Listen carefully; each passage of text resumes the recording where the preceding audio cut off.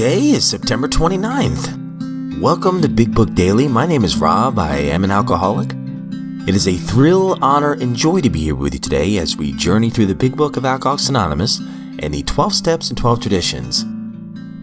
Today out of the Big Book, we are going to continue our journey through Chapter 6. Into Action, we'll be reading page 77. Out of the 12 and 12, we'll continue Step 11 by reading page 103.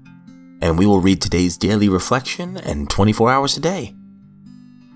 So with that, hope y'all are doing well this morning, my friends. It's been a stormy morning, but I was one of those ones. I've always loved thunderstorms as a kid, and I still do as an adult. I don't know why, but I don't know. For some reason, they always just kind of put me in a good mood. I'm strange, I guess, but that's okay. I hope y'all are doing well this morning. Life is good over here. We all have got a brand new set of 24 hours. And I've got a giant cup of coffee in my Ninja Turtle mug. Hey, life is good. So with that, let's go ahead and get to the good stuff. All right, my friends. So if you recall from yesterday's reading in the Big Book, buddy, we are cruising along these steps here. I mean, on page 76, we talked about step 6 at the very beginning of the page. Step 7, the second paragraph, step 8. And now we're moving on to making our amends. So we're nearing step 9 here. And I think we left off right in the middle of a paragraph. So beginning right at the top of page 77, we'll just finish off the page. We might prejudice them. At the moment, we are trying to put our lives in order. But this is not an end in itself. Our real purpose is to fit ourselves to be of maximum service to God and the people about us. It is seldom wise to approach an individual who still smarts from our injustice to him and announce that we have gone religious. In the prize ring, this would be called leading with the chin. Why lay ourselves open to being branded fanatics or religious bores? We may kill a future opportunity to carry a beneficial message. But our man is sure to be impressed with a sincere desire to set right the wrong. He is sure to be more interested in a demonstration of goodwill than in our talk of spiritual discoveries. We don't use this as an excuse for shying away from the subject of God. When it will serve any good purpose, we are willing to announce our convictions with tact and common sense. The question of how to approach the man we hated will arise. It may be he has done us more harm than we have done him. And, though we may have acquired a better attitude toward him, we're still not too keen about admitting our faults. Nevertheless, with a person we dislike, we take the bit in our teeth. It is harder to go to an enemy than to a friend, but we find it much more beneficial to us. We go to him in a helpful and forgiving spirit, confessing our former ill feeling and expressing our regret. Under no condition do we criticize such a person or argue. Simply, we tell him that we will never get over drinking until we have done our utmost to straighten out the past. We are there to sweep off our side of the street, realizing that nothing worthwhile can be accomplished until we do so, never trying to tell him what he should do. His faults are not to be discussed. We stick to our own. If our matter is calm, frank, and open, we will be gratified with the result.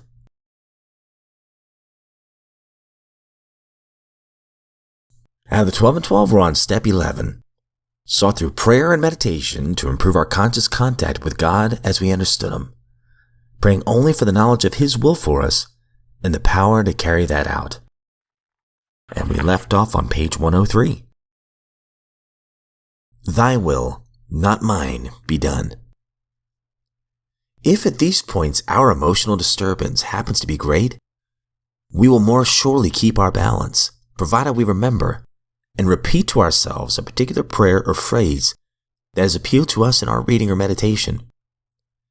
Just saying it over and over will often enable us to clear a channel choked up with anger, fear, frustration, and misunderstanding, and permit us to return to the surest help of all, our search for God's will, not our own, in the moment of stress. At these critical moments, if we remind ourselves that it is better to comfort than to be comforted, to understand than be understood, to love than be loved, we will be following the intent of step 11. Of course, it is reasonable and understandable that the question is often asked, why can't we take specific and troubling dilemmas straight to God, and in prayer secure from Him sure and definite answers to our requests? This can be done, but it has hazards. We have seen AAs ask with much earnestness and faith for God's explicit guidance on matters ranging all the way from a shattering domestic or financial crisis to correcting a minor personal fault like tardiness. Quite often, however, the thoughts that seem to come from God are not answers at all. They prove to be well-intentioned, unconscious rationalizations. The AA, or indeed any man, who tries to run his life rigidly by this kind of prayer, by this self-serving demand of God for replies, is a particularly disconcerting individual. To any questioning or criticism of his actions, he instantly proffers his reliance upon prayer for guidance in all matters, great or small. He may have forgotten the possibility that his own wishful thinking and the human tendency to rationalize have distorted his so-called guidance. With the best of intentions, he tends to force his own will into all sorts of situations and problems, with comfortable assurance that he is acting under God's specific direction. Under such an illusion, he can, of course, create great havoc without in the least intending it.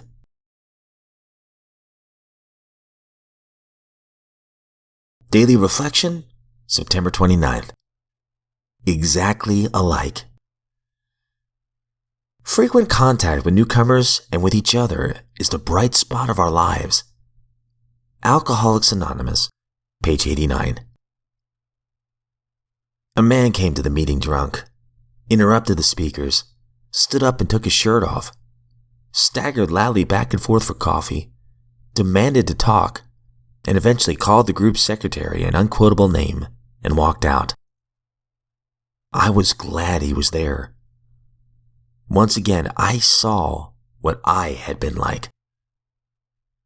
But I also saw what I still am, and what I still could be. I don't have to be drunk to want to be the exception and the center of attention. I have often felt abused and responded abusively when I was simply being treated as a garden variety human being. The more the man tried to insist that he was different, the more I realized that he and I were exactly alike. 24 hours a day, September 29th. AA thought for the day. Having got this far, shall we pause and ask ourselves some searching questions? We need to check up on ourselves periodically. Just how good an AA am I? Am I attending meetings regularly? Am I doing my share to carry the load? When there is something to be done, do I volunteer? Do I speak at meetings when asked, no matter how nervous I am?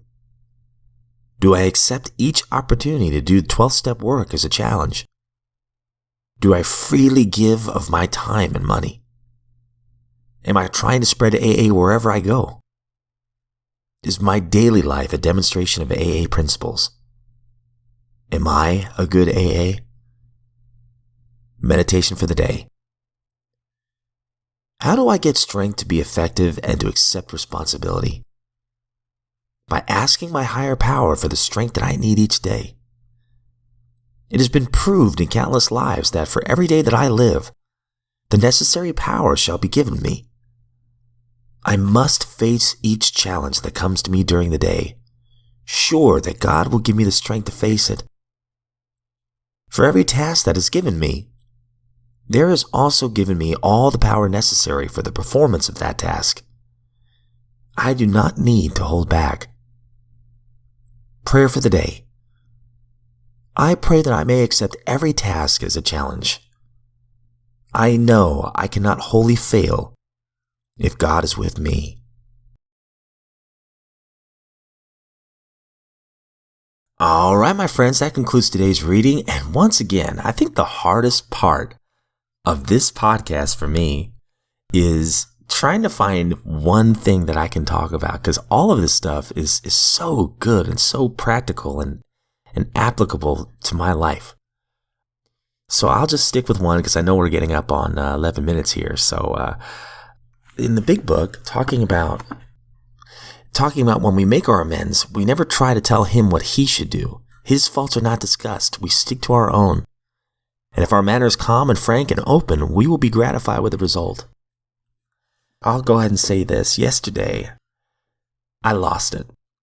I had a moment yesterday. Let me put it that way. Not the entire day. I don't want to lump that all into one mistake. But I did make a mistake yesterday, and I knew it. And I felt like I might have hurt this person by saying what I said. So when they came back, even though, maybe what some of the things they had done might have been wrong too, that's not my business. I just talked about my side of the street and I said, hey, I'm sorry. What I said was wrong and the way I said it was wrong.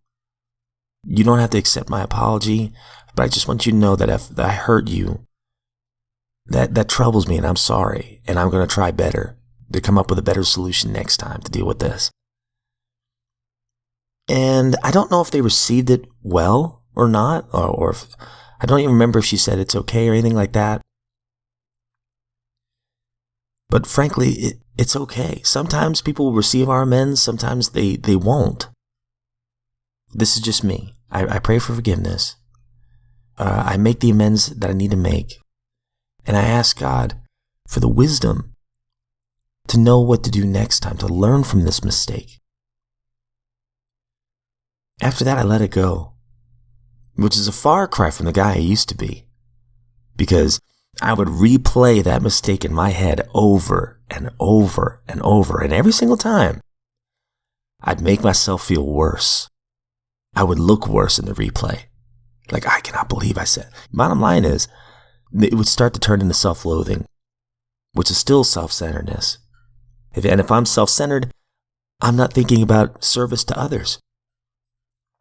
I'm only wrapped up in self, even in a negative sense. Now, I do those things. I pray for forgiveness. I make those amends. I try to figure out what I can do next time to make sure that doesn't happen again. And I get right back on it because life is way too short to be beating myself up throughout the day. And I've picked up a lot of spiritual tools along the way that help with that. As far as my understanding goes, I am my higher power's son. Who am I to hate myself? And I've also learned that I've got a job to do and carry the message by my words and my actions to my fellow men, not just alcoholics, anyone. And it's hard to do that when I'm wrapped up in self. But anyways, my friends, I've rambled on enough for one day. A lot of great reading today, and I hope that no matter what happens today, that you have a wonderful day as well. We've been given a brand new set of 24 hours. Clean slate today. I've been given a brand new set of 24 hours, and I want to learn from my mistakes today and try to be a better human being today than I was yesterday. That gives me a lot of hope today. But as always, my friends, I don't speak on behalf of AA, NA, Al-Anon, any other sect or denomination. I am just a friend, just a drunk in this lifeboat of recovery, and I am grateful you're here with me. If we were given another set of 24 hours, I sincerely look forward to seeing you right back here tomorrow.